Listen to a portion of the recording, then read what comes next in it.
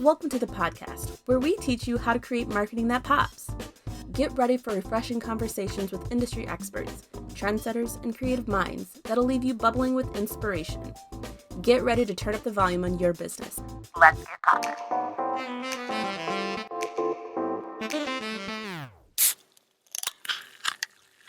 Here we are again, marketing that pops. Yay, marketing the pops. Yeah, and today we are going to be talking about a topic that everyone always asks us. When people come and want to work with us, they're always like, how do I align my sales and marketing? It's like... Yes, and that's a problem, and we have to make sure that we're aligned because it causes lots of problems for the sales department, and here the marketing's pushing out all of this really cool information, but yet the sales team is like, what? We did what? How come you didn't tell me? So it can be frustrating on both sides. Yeah. I mean, most of the people that we work with are the marketing directors, and those are, like, usually the pain points of, like, the salespeople just don't understand what I'm trying to do. It's like... Yeah, or they get, like, a lead, and then the salesperson is like, what is this? Like, what are we giving away? We're, like, doing... What kind of offer is this? So they just have to be talking. Yeah. So we're going to get into it. I have kind of like a step-by-step guide for you guys of how you can align your sales and marketing. And so we're going to talk through these different things and then kind of give you guys a takeaway of some things that you can implement like right away to avoid having that pain point because, as we know, it's definitely hard. So the first thing that you have to do is understand the disconnect. Like, where is it that the sales and marketing are just like, they're not connecting? Like, what is that pain point? So often, because things are not communicated, like across teams, like things just get left in the wind. And it could be from both perspectives. Like from sales, it's like they just get stuck in their routine of like, this is my sales pitch. This is what I always say. This is what I've always done. And it can be hard kind of like really pushing them to change, honestly, to want to do something different. So definitely understand where the disconnect is. And there might be points where the marketing team can like really give the sales team like a layup in the sense of like Michelle was saying, like you might be running like a really cool offer and it's an easy win for the sales department. And marketing is working really hard at coming up with this really creative campaign and they're excited about it. Now we're getting all of these leads and we hand it off and we're just hoping that one, we're responding quickly. Yes. We're following up. And also, marketing needs feedback. Like, was that a qualified lead? What happened with that? Are we going to close this? Like, what? If it's not a qualified lead, we want to know why. And obviously, we want to make sure that we change up the verbiage and things like that just to make sure that we are providing the right type of leads that's going to make the sales team happy. The sales team should love marketing. They really should. Because we're handing them these cool leads and we're helping them. So, but sometimes I think there is like, one, they don't know exactly what we're doing. And then also it's just when they do get a crappy lead, all these leads are and it's just like, well, why? Like, tell me, what was the problem with it? And like, how can we fix this? And so it's just really important that also like we're finding out what are the questions people are asking when the sales team is talking with them? What are the problems that they're having? Because whatever that problem is, we want to solve it in our marketing copy. Absolutely. So the next thing that you need to do, which we're kind of touching on that, is define the roles and responsibilities. So, like we're saying, like the communication needs to be there, and you need to talk and figure out what those pain points are. But defining the roles, like letting the sales department know, like this is what I do. These are all the things that kind of go into my work. I think sometimes when the sales team doesn't understand like all of the different efforts that you have to do that go into marketing, it just, it kind of just trickles down. So also like it could help with job security in a sense, because it's like when people understand all the work that you're putting in, they're only gonna like back you up. So often when things are going down, the first thing to go is always marketing. Mm-hmm. If you have your sales department backing you, and the CEO is like, we got to make a cut, the sales team could be like, no, we need them. We need to keep doing these things, and here's why. They're the ones that are bringing in the leads. Right. Yeah. So yes, define the roles and responsibilities. Let them know all the work that you're doing. Give yourself a pat on the back. I think that we also, like, marketing needs to understand the sales process. Mm-hmm. So, like, what does that look like, so that we also, marketing knows how do we like fit in there, because really, like, we want to know from the time that person clicks on the ad or the link or the email, Mm-hmm. and then till we close, because we want to track that ROI. Of course. It's so funny because every time we do these podcasts, I'm like write this stuff down, and then you always like lead right into what I'm about to say. I'm like, that's my next point. Oh, look at that! Yes. We're reading each other's minds. Yes, we are. So the next thing that you need to do is create a unified message. So like Michelle was saying, understanding the sales perspective as well is also important. And what you can do with that when you create that unified message is you can understand like what the sales team is doing. You're able to see maybe where there's holes in it, and vice versa. Same thing for the sales department. That's really not the right thing that we should be saying, because these are the type of clients that we are attracting, or trying to attract, I guess I should say. And sales is the people that are talking directly to these potential clients, these customers. So they know like the issues that they're facing and how your service or product is going to be the solution for them. Mm-hmm. Mm-hmm. Yeah. I think the other part is that the sales team wants to be salesy. Yes. In the copy. And it's like a constant struggle, like especially with blogs. So like if they're like, we're not pitching our product enough, well, that's not the purpose of the blog. We're trying to educate, and then obviously if we're the source from that education, then they're going to reach out to you, but you don't always have to be so salesy. Mm-hmm. Yeah, and figuring out like just different ways that you can say things, like we were saying, like sometimes salespeople or sales departments, they can just get into a rut. It just can be stale, and it's like, how can we spice this up a little bit so that people are choosing us over our competition. So we've mentioned this a few times, but communication, that is literally the cornerstone of aligning sales and marketing. You guys have to talk. Because the moment you stop talking and stop having that communication, that is where that divide is going to just widen right back up. Mm-hmm.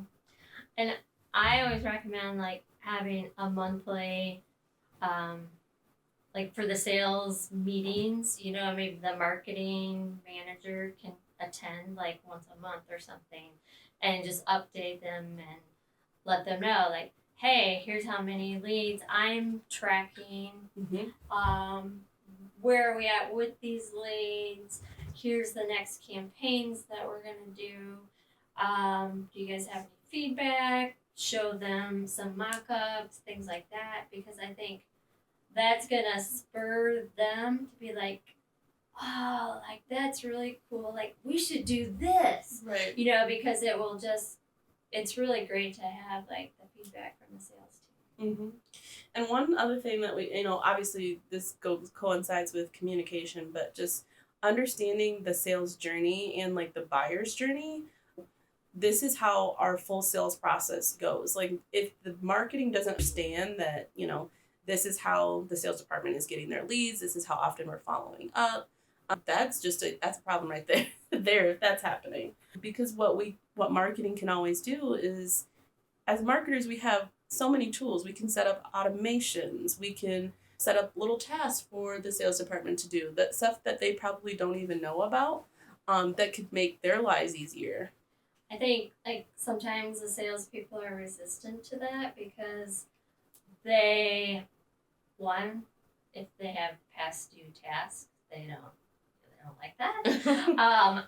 And because they're held accountable. Mm-hmm. And the other piece is that sometimes they want it to seem like it's not automated, that it's from them. I had this conversation with them about their son's soccer game or, whatever. Mm-hmm. So I think, you just have to find, like, this fine line of, like, what things are automated and what are not. But the whole point of the automation is to make their job easier. Mm-hmm. And because as they're driving down the road, they're like, oh shoot, I was supposed to follow up with that person. And if you already have those automations going out that are happening, then it's a lot less pressure on the sales team. Mm-hmm. After Did I jump into your next section? Kind of, but we've mentioned all of these things. The next thing that you want to do is, after you've had all these great conversations and your team is starting to become one and all this good stuff, the thing that you really need to do is hone in and, like, establish goals. Like, when everybody's in the room, everybody knows, like, this is our goal for the year, this is our goal for Q1, Q2, whatever those things might be. Like, understanding and establishing goals that everybody is on board with and that they think are realistic goals, that just helps everybody kind of keep moving forward with those things in mind. Mm-hmm. Yeah. And really, it's just, it makes it a win for everybody, because if you can establish those goals together versus, okay, I'm marketing and I think we should increase the traffic by this, then, but they have a whole nother idea in their head, it's just, we want to make sure that we're on the same page and that this seems like a fair goal. Mm-hmm. Yeah, absolutely. While you're doing, you can let your team know, like, okay, so here's our goals, here's how we're going to track these goals moving forward. And then every time you have those meetings, whether it's monthly or, quarterly, whatever they are, you can bring everybody back to, this is what we said our goal was, here's how we're hitting it, here's where we're benchmarking at, all those different things. And you can say, oh, well, this was a great campaign, well, let's keep going with it. What we're doing is working. Or, this isn't working, what do we need to change? Is it the pitch?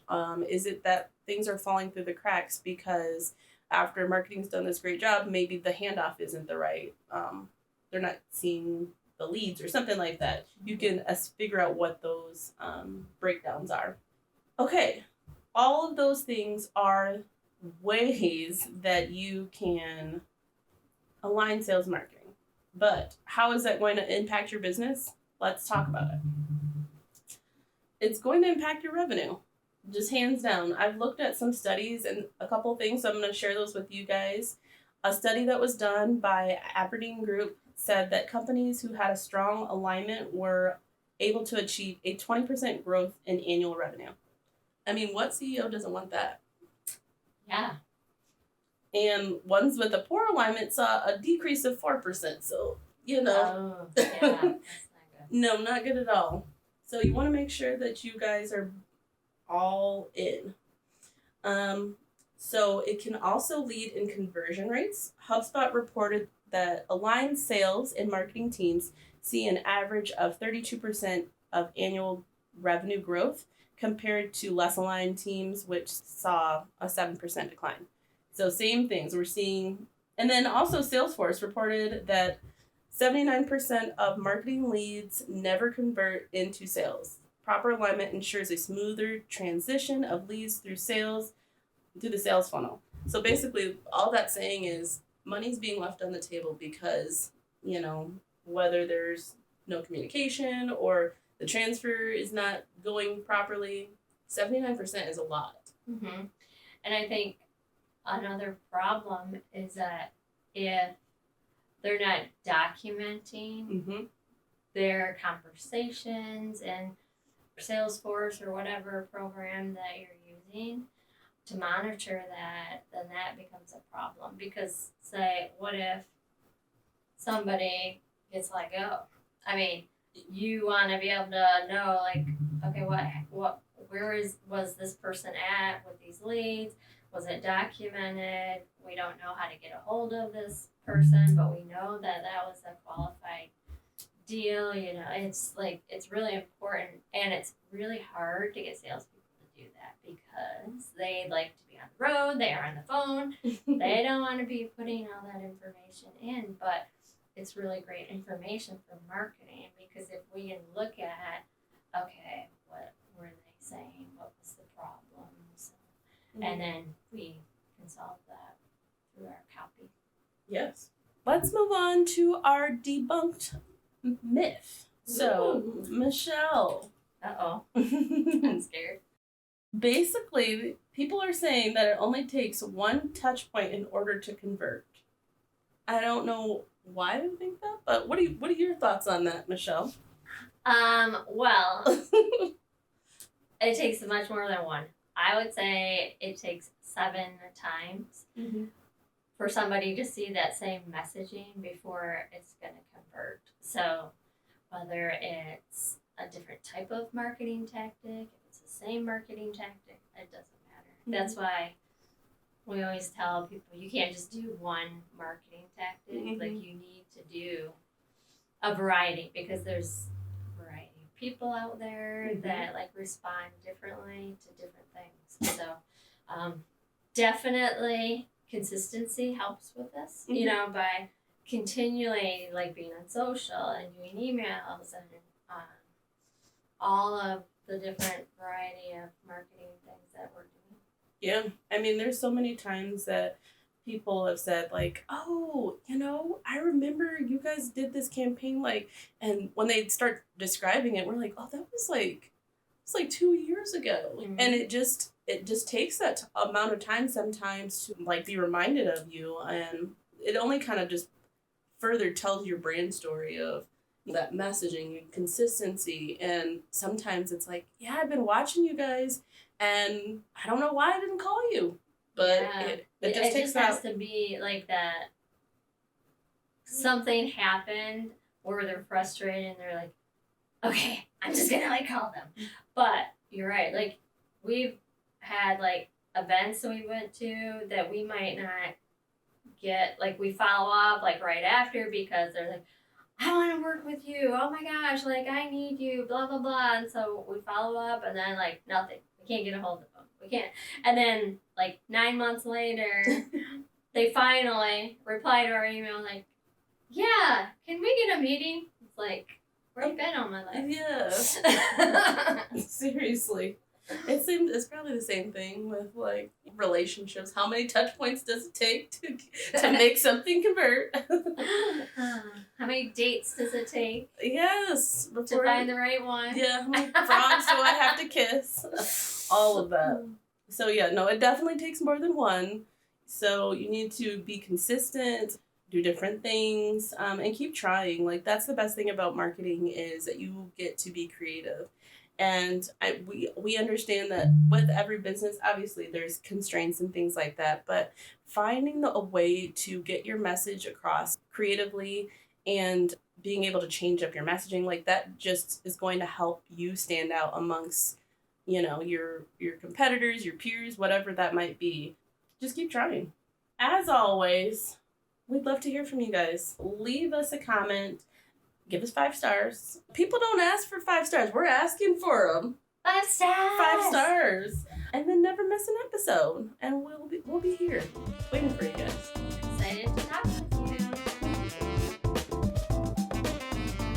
Thanks for listening with us today. Stay tuned for the latest in web marketing and design from ThrivePop. Want to be a pop star? Head over to thrivepop.com/podcast to join our mailing list for episode notifications, sneak peeks, listener feedback, and more.